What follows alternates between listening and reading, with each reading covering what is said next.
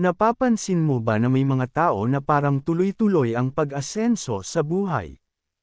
Hindi lang yan dahil sa sweldo, kundi dahil sa tamang money habits. Sa video na ito, pag-uusapan natin ang mga habits na ginagawa ng mga taong umaangat, at kung paano mo rin ito sisimulan today. May budget at alam kung saan napupunta ang pera. Ang mga taong umaangat, hindi basta gastos lang.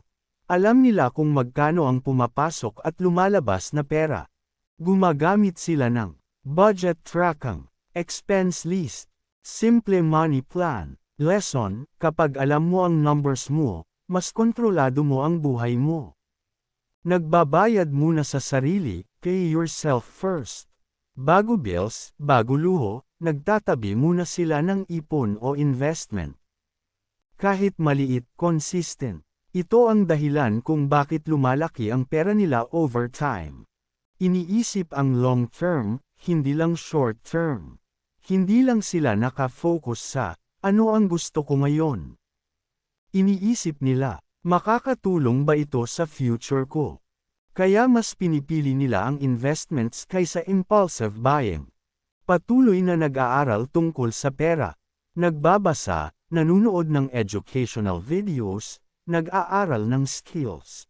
Alam nila na, financial knowledge katumbas financial growth. Iwas sa lifestyle inflation. Kapag tumaas ang income, hindi agad tumataas ang gastos. Mas inuuna nila ang savings at investments. Ito ang sikreto kung bakit mabilis silang umangat. May multiple income streams. Hindi sila umaasa sa iisang source ng income. May side hustle, online business, freelancing, o investments. Kapag may backup, mas stable ang finances. May malinaw na financial goals. May target sila, emergency fund, business, bahay, financial freedom. Kapag may goal, mas motivated kang mag-manage ng pera. Hindi kailangan maging mayaman agad, ang mahalaga ay magsimula sa tamang habits. Tandaan, ang maliit na pagbabago araw-araw ay malaking resulta sa future. Kung gusto mo ng mas maraming tips tungkol sa pag-asenso at pag-build ng income, like, subscribe, at comment kung alin sa habits na ito ang sisimulan mo. Kita-kits sa next video.